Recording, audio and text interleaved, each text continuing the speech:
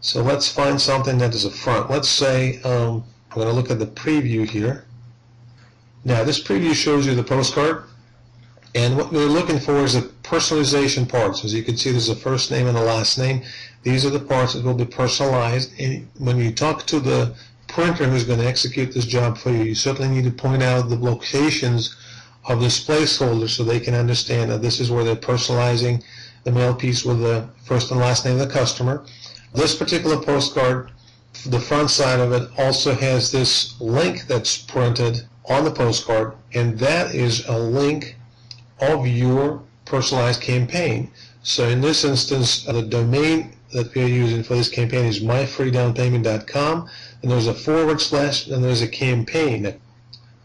Campaign is a place where you would put your own campaign name. Whatever that campaign name is, whenever you create your campaign, you give it a name. So this part right here will be your personal campaign.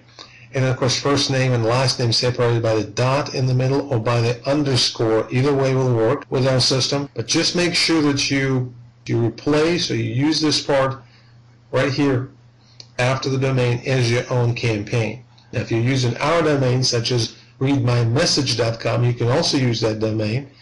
But again, you would put here www.readmymessage.com / your campaign name right here, and then / again, and then first name and last name separated by the dot or by the underscore. And again, you need to point out to your printer that these two places right here are going to be placeholders that they'll have to replace. I'm going to close this window now.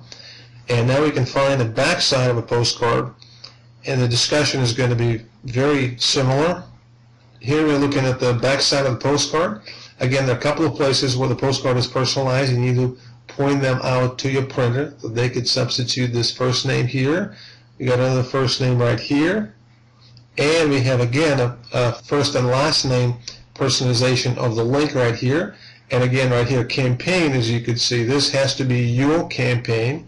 So you'd have to edit this template or create your own template to where this position is where you put the name of your campaign.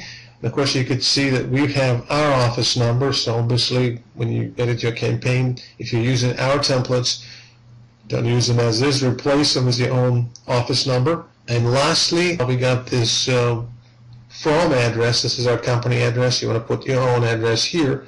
So these are the parts that you'd be editing: the return address, the phone number if you're using the phone number. On some templates it could be at the bottom of the backside.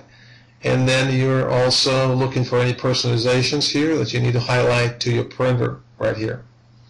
Well, that's what you need to change on the templates if you're using ours, or what you need to put on your own when you're creating your postcards.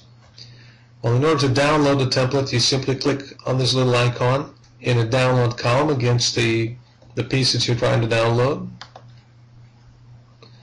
And you can either say open or save. If you click on save, the system will start the file saving dialog, and you can just pick the folder where you want to save it and give it a name, or you can keep the same name and save it and then open it with a publisher and edit the file.